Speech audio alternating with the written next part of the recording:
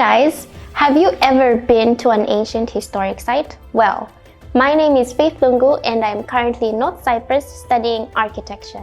I love exploring. I love visiting new cities and new places, learning about the different art styles and techniques that were used in these buildings, and just learning and figuring out how they affect the architecture that we get to see today. With the help of FJ Consultancy, I will be visiting not one, but two historical sites.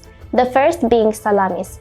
Salamis is an ancient Greek city founded by a prince. Unfortunately, he was unable to go back home because he was unable to avenge his brother's death. Therefore, he settled in Salamis during the Trojan War. Salamis has many historical references, some biblical. For example, Paul and Barnabas once made their way back to Salamis. Also in Salamis, you will get to see the amphitheater, the different types of columns of gymnasiums, as well as amphitheaters and different types of baths. The second location I will be visiting is the Lala Mustafa Mosque. This mosque is also known as the St. Nicholas Cathedral. It is one of the largest medieval buildings still left standing in Famagusta. So this building in particular has French references or influences, as well as the Gothic style. You will be able to tell from the facade and the interior. The facade is decorative, the window types as well. The interior has pendatives and different types of arches that you will see when you enter the building. So, let's go.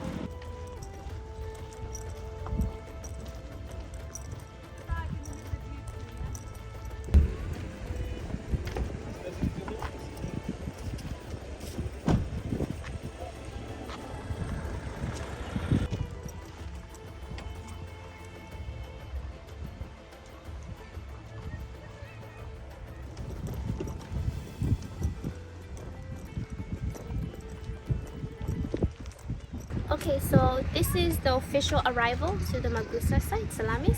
So when you get here, there's a tiny fee that you have to pay, only 7 Turkish lira, and you will receive something like this just to allow you to enter the site, and you can go anywhere after this point. Now let's go.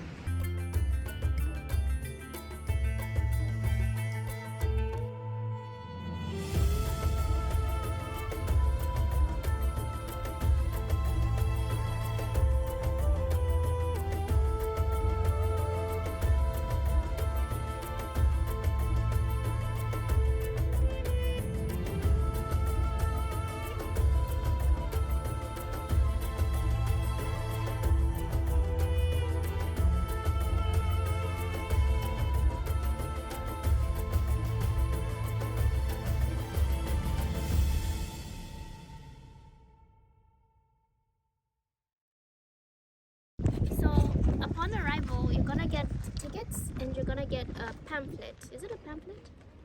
It's a pamphlet, and it has a map of the whole area, and it's gonna show you what was there for those that are not able to identify the exact places. For example, here it's gonna show you the location of the amphitheater, and it also shows you some places like here, the basilica and the gymnasium and baths.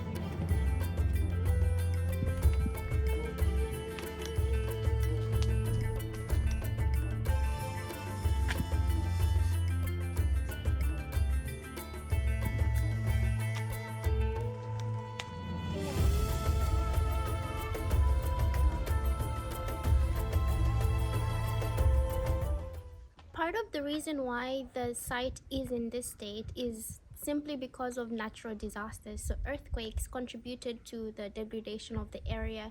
As you can see, much of the statues are destroyed and they do not have their heads on or other body parts, and it's just natural disasters. And of course, time. So yeah.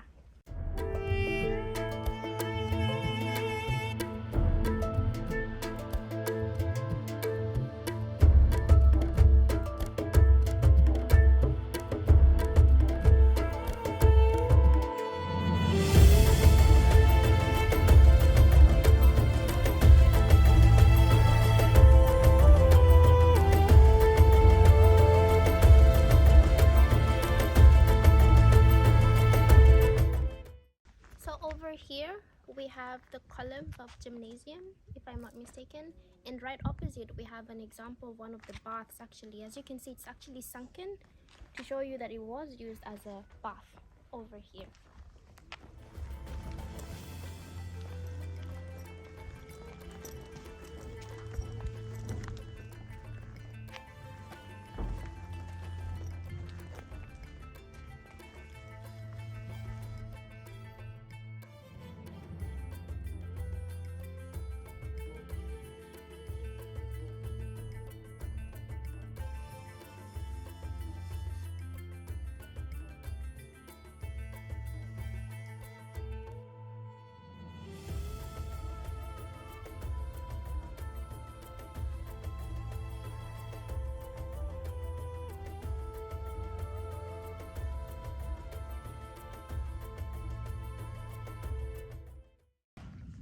So we moved on from the column courtyard, and according to this map, if I'm reading it correctly, this should be 6 or 7. So it's either a sweating room or a cold room, or considered back in the day. That is what it was used for.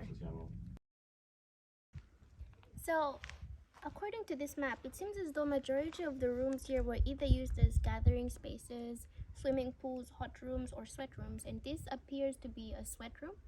And if you pay close attention, actually, I would like to show you the detail that's actually on the rocks. It took me a while to locate it, but I actually did.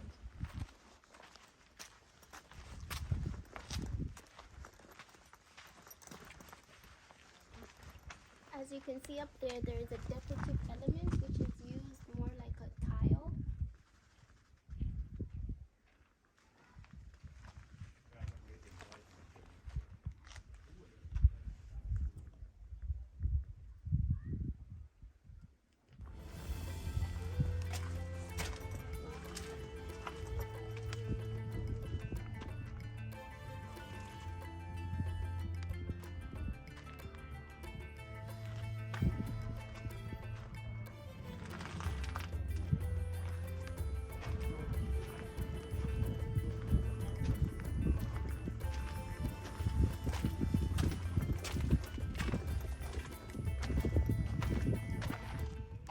So this is number 8 according to the map, and it is known as the caldarium, which is another type of water bath actually. So basically they have different types of baths and they have different types of names. So according to this, I suspect that they had different functions even though they were for baths. Perhaps they were separated, men, women, we don't know. But again, I will mention according to the room that I get to and according to the information that I have in this booklet.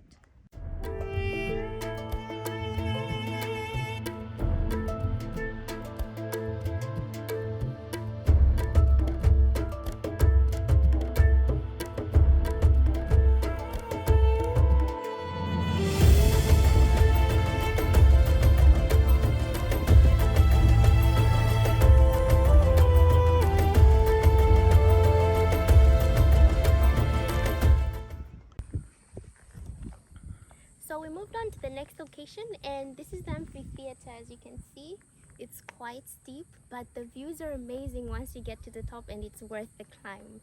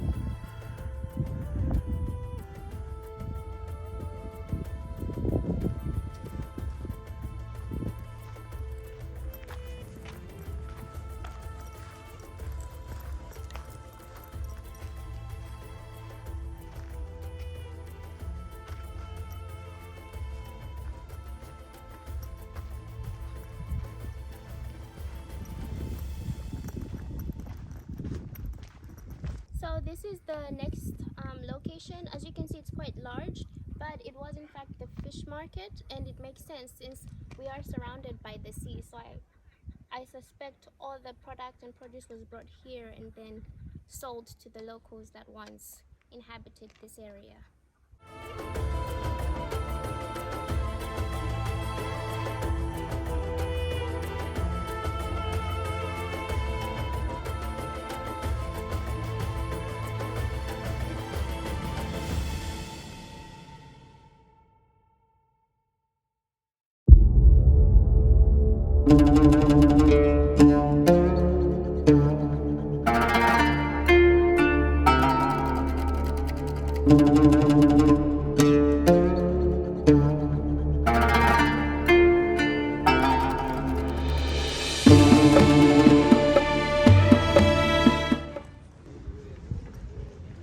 So welcome back. I have officially made it to the second site, and this is the Lala Mustafa Mosque.